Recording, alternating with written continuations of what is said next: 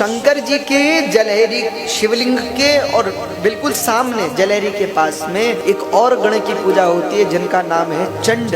ये चंड नाम के गण कौन है? देखो हम लोग कहते हैं ना कि शिवलिंग पर जो फल चढ़ गया, शंकर जी का जो निर्माल्य है, निर्माल्य आप समझे, जलहरी के अंदर जो आ गया, आपने मिठाई रख दिया, आपने फल रख दिया, उसको प्रसाद के रूप में स्वीकार नहीं करना चाहिए।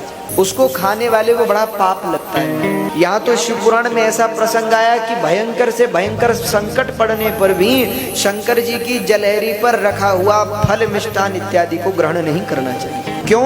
क्योंकि शंकर जी की जलहरी के अंदर जो कुछ आता है उस पर किसका अधिकार है? तो शंकर जी के ये जो गण है चंड, उस पर चंड का अधिकार है।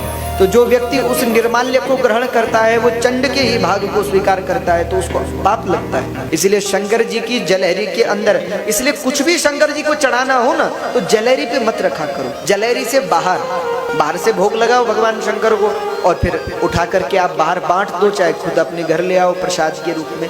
लेकिन जो जलहरी पर रख दिया फिर उसे ग्रहण नहीं करना चाहिए। अच्छा, कई बार ऐसा होता है भूल से ही, मान लीजिए किसी ने आपको प्रसाद के रूप में जलहरी के अंदर का फल दे दिया, प्रसाद दे दिया, अब उसका क्या करें?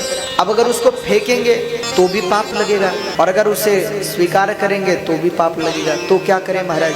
तो उसके दो उपाय हैं।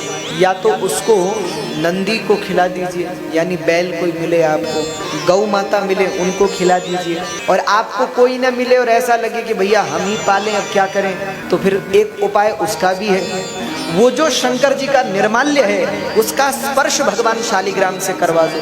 तो भगवान शालिग्राम से स्पर्श होने के बाद शंकर जी के निर्माल्य को स्वीकार किया जा सकता है, ग्रहण कर सकते हो। इसलिए जब कभी बड़ी मात्रा में शंकर जी का अर्चन होता है, फलों का श्रृंगार होता है शंकर जी का, या मेवा मिष्ठान का श्रृंगार होता है, तो शिवलिंग के ऊपर शालिग्राम भगवान को रखा जाता है। शालिग्राम भगवान को इसलिए रखा जाता है कि भाई जो कुछ शंकर जी पे चढ़े वो खराब ना हो, उसको और भक्त भी प्रसाद रूप से ले सके। तो ये प्रयोग किया जा सकता है।